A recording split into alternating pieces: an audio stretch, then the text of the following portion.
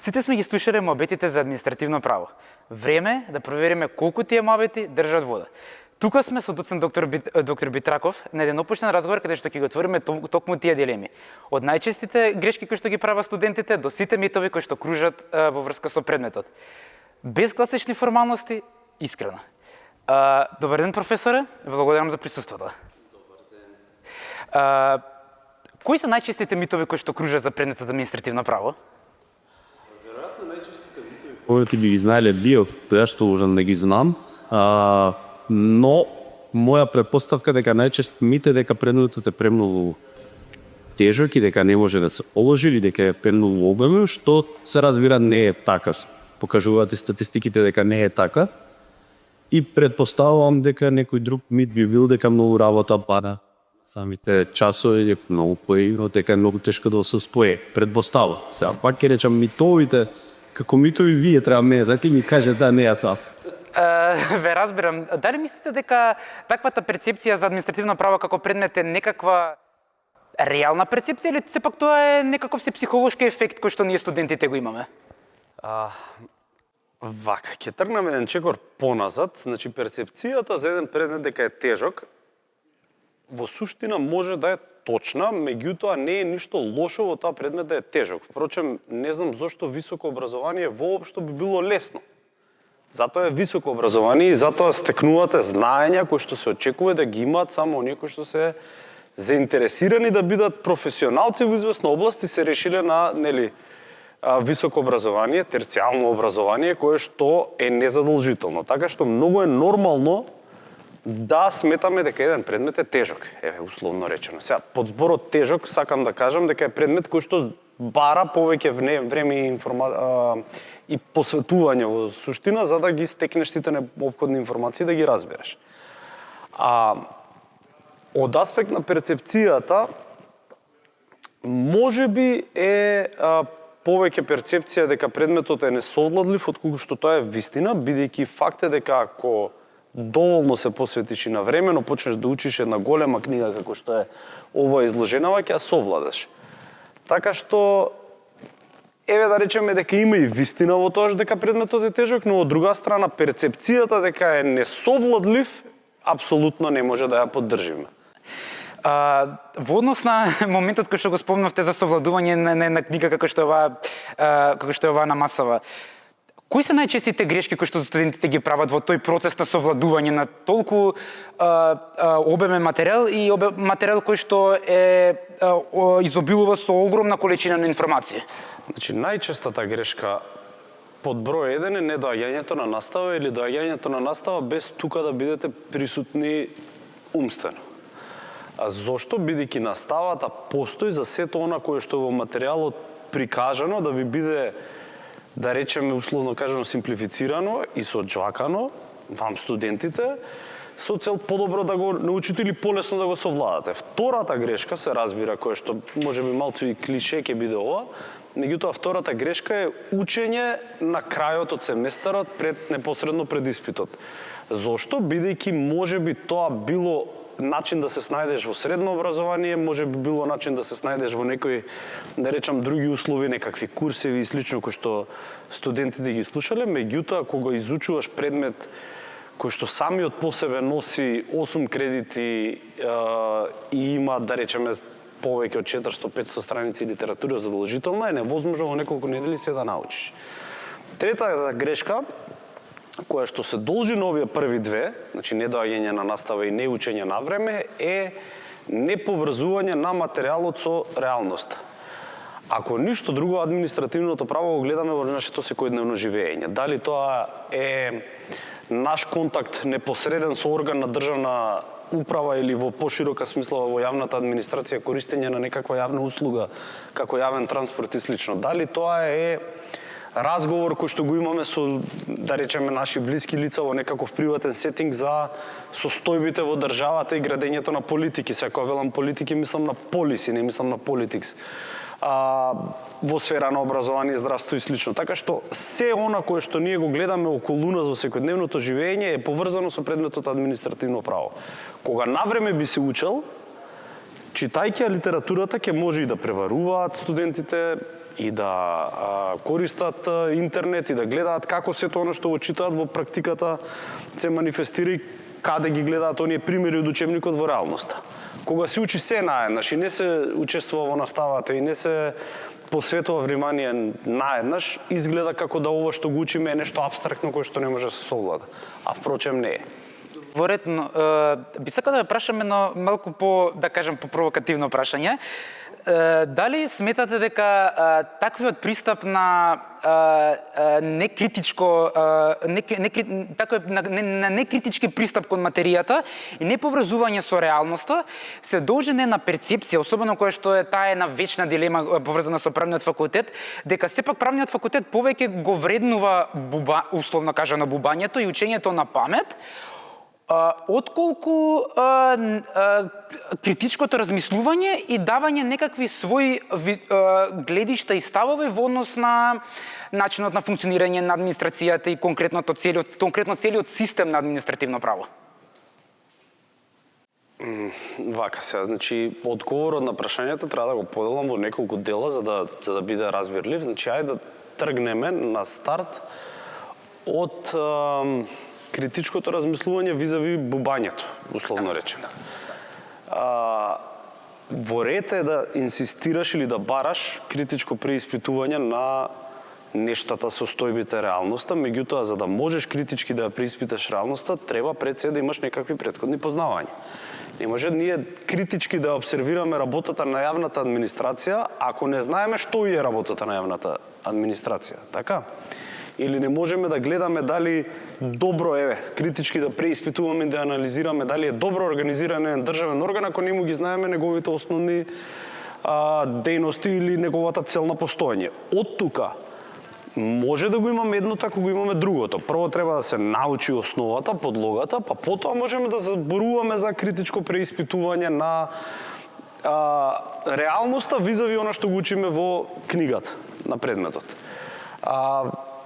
Второ, дали правниот факултет повеќе го вреднува едното наспрема другото? Видете, јас сега ќе зборувам за мојата катедра. Вие како студенти кои што го полагале предметот знаете, а впрочем јас тоа ќе го кажам, значи ниту еден професор на катедрата за административно право и јавна администрација не преферира учење наизуст наспрема критичка мисла. Напротив, почнувајќи од професорот Давидковски, кој што сега е во пензија, кој што мене ми бил професор, професорката Ана Павловска Данева, професорката Ивана Шумановска Спасовска, професорот Драган Гоцевски, сите тие баш напротив не бараат наизуст учење, туку бараат критичко преиспитување. Точно сите од нив бараат да имате некаква подлога за да може дискусијата да ја водиме на некое рационално ниво околу критичката анализа. Меѓутоа, апсолутно на сите часови се поставуваат прашања, се бараат дискусија, односно се провоцира дискусија со студентите, се даваат задачи и вежби кои што имаат за цел да ја разбудат критичката мисла кај студентите, така што еве да речам мојата катедра, јас сум сигурен дека никогаш не преферирала бубање, условно речено, наспроти критичка анализа. Она што ние го бараме е да имате подлога за да можеме дискусијата после каде што ќе имаме и критики ни самата дискусија да ја водиме на ниво на кое што доликува за една академска средина.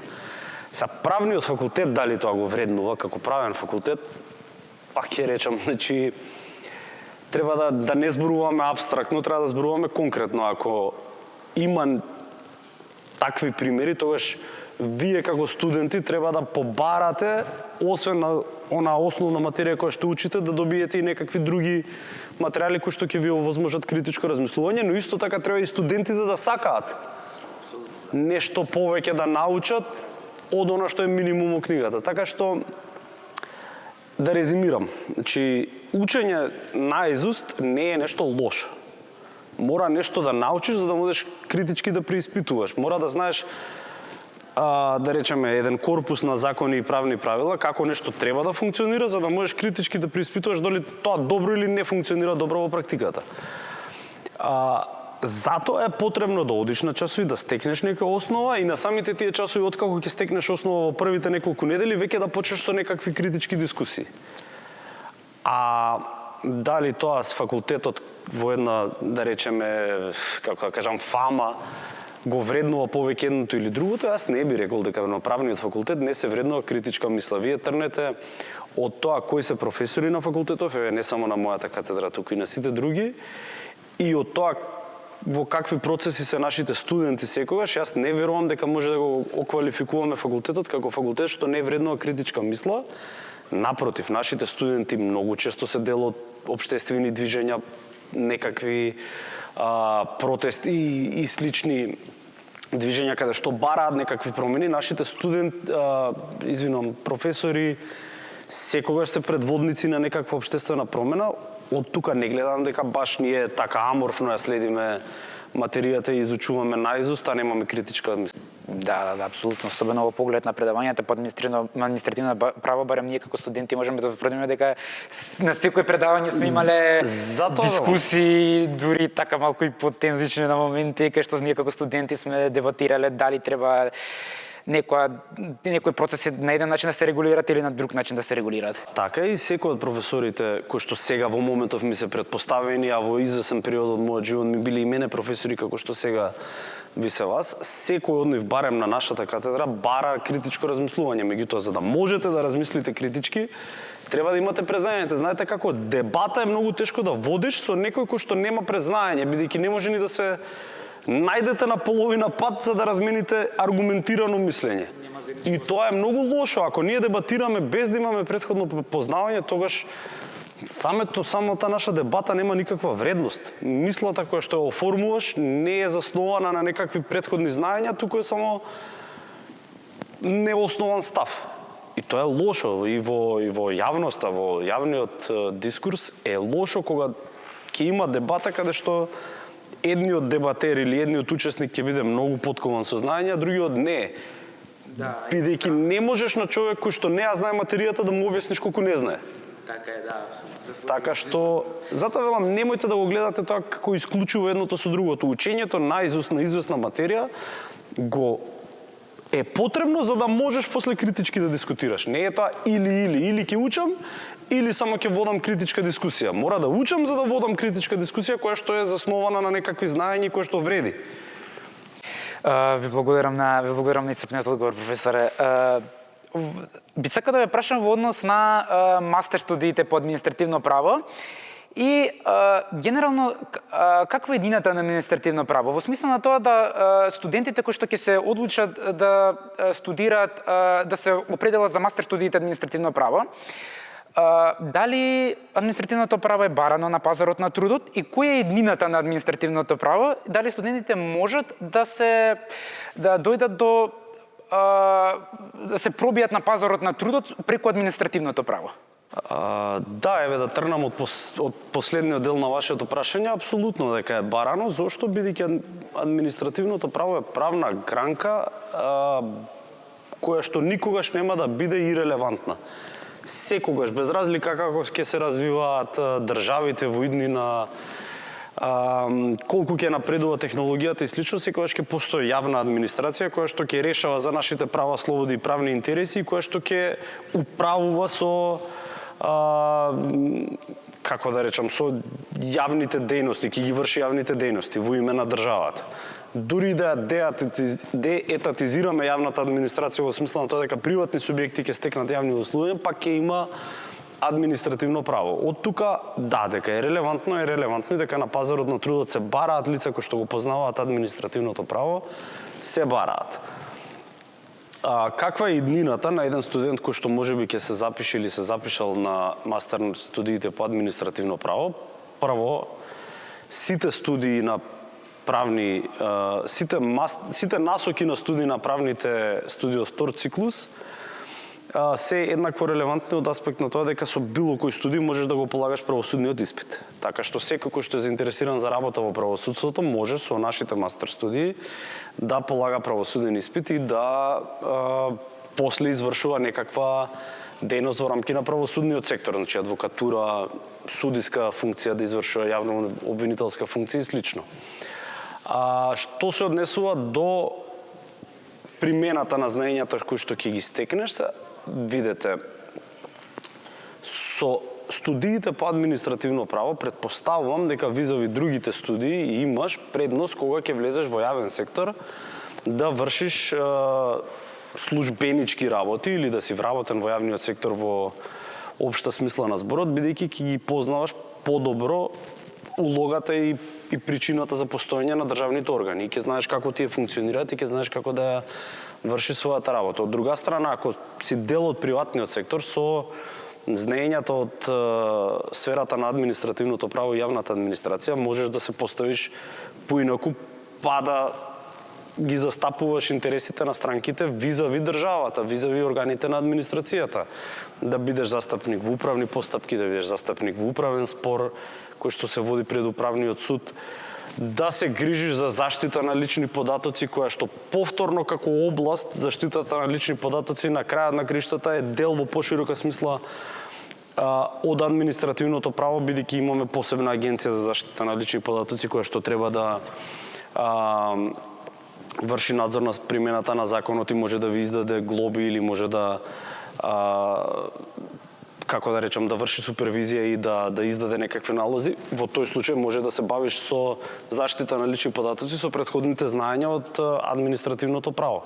Сакам да кажам, има доста простор каде може да се најде едно лице кое што завршило мастер студии по административно право и јавна администрација.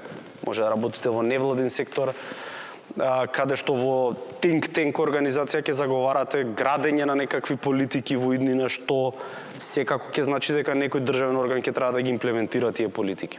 Речеме, не знам, реорганизација на државната управа за подобро заштитување на правата на маргинализирани групи. И тука ќе говорите за реорганизација за системот на социјална заштита, пример. Или, не знам, ќе давате бесплатна правна помош на лица кои што се во социјална загрозеност, во состојба која што повторно бесплатна правна помош во најдобар дел од случаите ќе се одвива пред органите кои што решаваат за социјалните права. И сега, ако го имате знаењето на административното право претходно, ќе може многу лесно да се снајдете бидејќи ќе ја имплементирате, односно ќе застапувате нечии интереси во управна постапка или во управен спор. Не знам, сакате да се бавите со миграција и азил. Повторно тие постапки се управни постапки, бидејќи се одвиваат пред МВР и пред управниот суд. Сакате да се бавите со бизнис, со деловно право.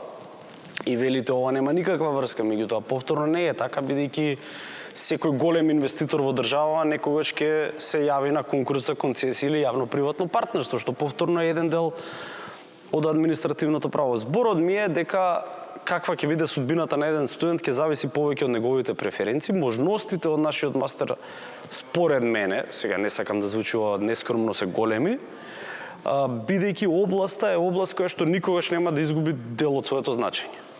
Едноставно, секогаш ќе постои јавна администрација, секогаш некој ќе треба да ги врши јавните дејности, да ги извршува законите, да дава јавни служби и секогаш ќе треба помош на другата страна на приказната да застапуваш нечии интереси пред тие државни и јавни органи во поширока смисла. Така е. Ви благодарам многу, професоре, на исцрпните одговори. Како што можете да видите, професорот Битраков не ги одговори сите дилеми кои што се поврзани со административното право, не ги прошири хоризонтите. Се надевам дека и вие и на вас ви ги одговоривме сите прашања кои што се поврзани со административното право и се надевам дека вие променивме перцепцијата за тоа какво е административното право. А вие во коментари напишете ни кој друг професор сакате да го викнеме за да зборуваме за неговиот предмет. Се гледаме.